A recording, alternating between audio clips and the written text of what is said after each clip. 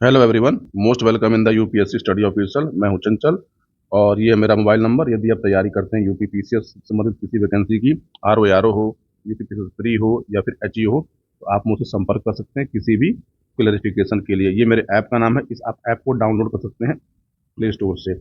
ये video related है HEO को लेकर। बहुत सारे कन्फ्यूजन अभी भी हैं कि कौन फॉर्म भर सकता है, कौन फॉर्म नहीं भर सकता है। तो देखिए, ऐसा है कि बहुत लोगों को लगता है कि सर आप एचईओ में वीडियो इतना बनाते क्यों है।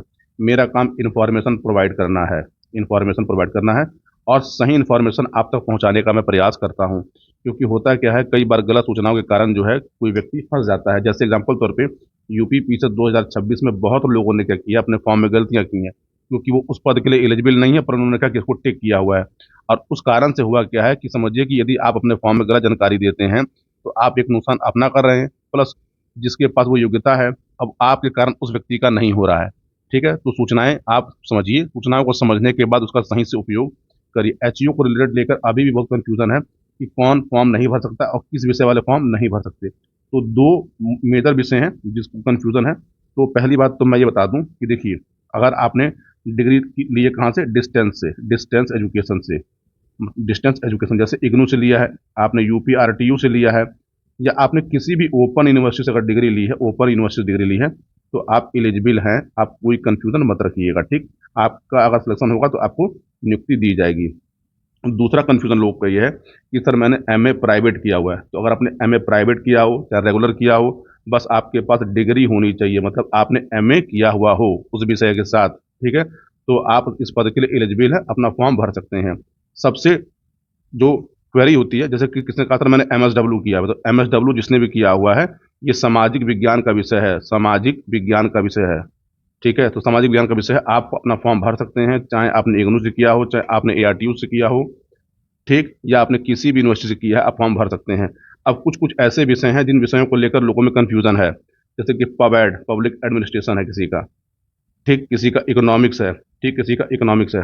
तो मैं आपको अभी आयोग ने पिछले ही सितंबर महीने में क्या किया था, आयोग ने जीडीसी का फॉर्म निकाला था, गवर्नमेंट डिग्री कॉलेज का। और गवर्नमेंट डिग्री कॉलेज में आयोग ने किस किस विषय को किसके समकक्ष माना था, मैं आपको वो लिस्ट दिखा रहा हूँ, उस लिस्ट को देख लीजिए, आपको समझ में आ जाएगा कि आप अपना फॉर्म भर सकते हैं कि नहीं। पहली बात तो यह है कि एक कन्फ्यूजन लोगों में यह है कि जैसे किसी ने कहा कि सर मैंने बीएससी किया हुआ है, उसके बाद मैंने एमए किया हुआ है। बहुतों में क्या, सर मैंने बीएससी नर्सिंग की है, फिर मैंने एमए किया हुआ है।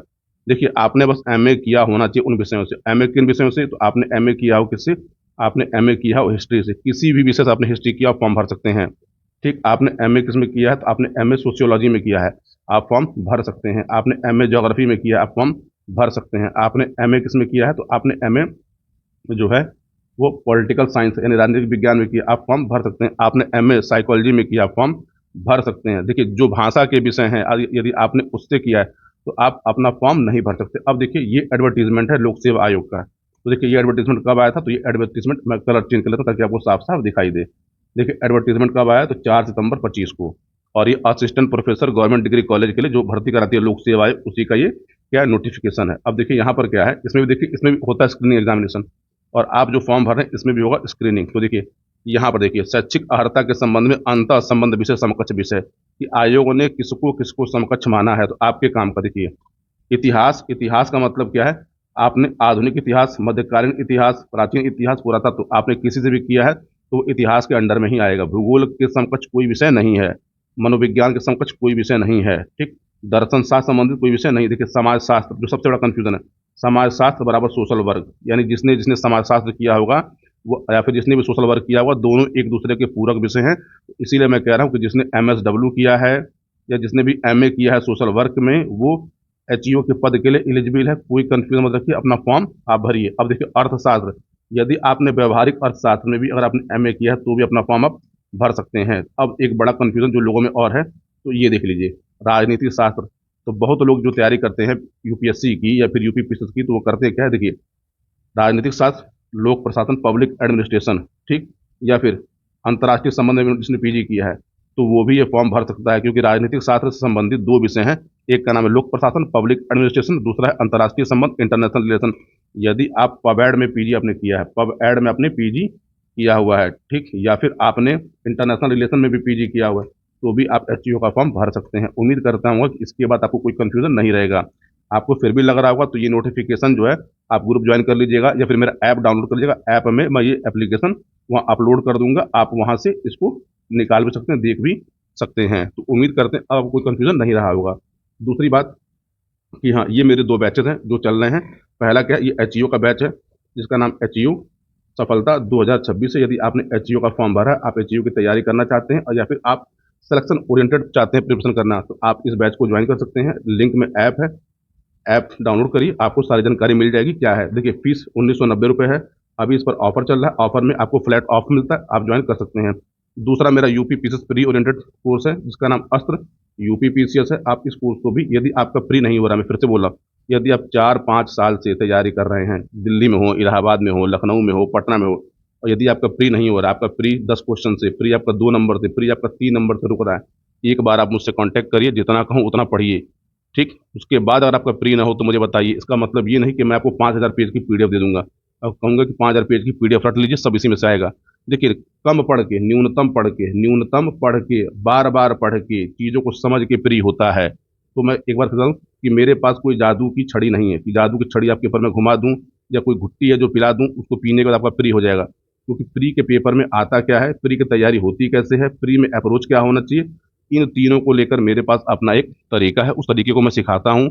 बहुत सारे लोग बैच ज्वाइन कर चुके हैं, ठीक। क्लासेस चल रही हैं, अब तक कुल 15 क्लासेस इसमें हो चुकी हैं, ठीक है। मैं फिर से कह रहा हूँ, यदि आपने, देखिए, क्योंकि इस 15 क्लासेस में मैं आपको 300 प्लस हाई एल्डिंग टॉपिक्स पढ़ाऊंगा। हाई एल्डिंग टॉपिक्स जिनसे प्री का पेपर बनता है, इन 300 टॉपिक से प्री का पेपर 26 में भी आएगा, 27 में भी आएगा, 28 में भी आएगा। प्लस इन तीनों के पीडीएफ नोट्स, और पीडीएफ नोट्स इतने क्रिप्सी होंगे, यदि आपने 4-5 बार पढ़ लिया तो आपको समझ में आएगा कि हाँ, ये हमने पढ़ा था, ये पेपर में आया है। इसीलिए मैं कह रहा हूँ, यदि आपका प्री ना हो रहा हो तो यकीन मानिए आप तैयारी करिए, आपका प्री हो जाएगा। लेकिन मैंने कहा, अगर आप देखिए, एक ये सोचिए कि एक बच्चा 6 महीने लगातार तैयारी कर रहा है और सही दिशा में कर रहा है, उसका प्री क्यों नहीं होगा। और आप सोच रहे हैं कि मैं 2 महीने पहले 499 का मैं कोर्स खरीदूंगा, 999 का मैं कोर्स खरीद लूंगा, सारे वीडियो देख डालूंगा और मेरा प्री हो जाएगा। तो दोस्त, ऐसे प्री नहीं होगा, मैं लिख के दे रहा हूँ, आप तैयारी छोड़ दीजिए, ठीक। 2026 संभावनाओं का साल है, अच्छी खासी वैकेंसियां आनी है। इस साल आरओ भी आएगा, इस साल बीईओ भी आएगा। कैलेंडर हो सके, वो कल परसों में कैलेंडर भी आयोग से देखने को मिल जाए। तो कह रहा हूँ कि तैयारी करिए, अच्छी अपॉर्चुनिटी है, आपको ये अपॉर्चुनिटी दोबारा मिलेगी नहीं। बाकी उम्मीद करता हूँ कि एचईओ को लेकर जितनी भी आपके मन में कन्फ्यूजन होगा, वो सारा कन्फ्यूजन दूर हो गया होगा। अब एचईओ पे आप अपना फॉर्म भरिए, क्योंकि फॉर्म भरने की लास्ट डेट क्या है, 22 जनवरी है। और तैयारी करिए, एचईओ का पेपर मोस्ट प्रोबेबल जुलाई तक हो जाएगा। और ये वैकेंसी आप देखिएगा कि जनवरी में स्टार्ट हो रहा फॉर्म भरना, अक्टूबर जाते जाते कंप्लीट भी हो जाएगी और आप एक अच्छे खासे रेपुटेड अधिकारी बन जाएंगे। मैं फिर से बता रहा हूँ कि देखिए, एचईओ 4600 ग्रेड पे की जॉब है, ठीक। अधिकारी वाली फीलिंग आएगी, लेकिन ये मत सोचिएगा इसमें बहुत भौकाल है। आपको बहुत सारा सुविधाएं मिल जाएंगी, लेकिन हाँ, एक अच्छी रेपुटेड बेरोजगारी के दौर में एक बेहतरीन नौकरी है, ठीक है। बाकी मर्जी आपकी है, जीवन आपका है। यदि फिर भी कोई कंफ्यूजन हो तो आप मुझे इस नंबर पर संपर्क कर सकते हैं। आप मुझे व्हाट्सएप करिए, मैं आपको रिप्लाई भी दूंगा, या फिर कॉल करिए, मैं आपको कॉल बैक भी करके सब चीज़ें बता सकता हूँ। बाकी यूपी पीसीएस से रिलेटेड कोई भी चीज़ें हों, आप मुझसे पूछ सकते हैं। मेरा नाम चंचल है।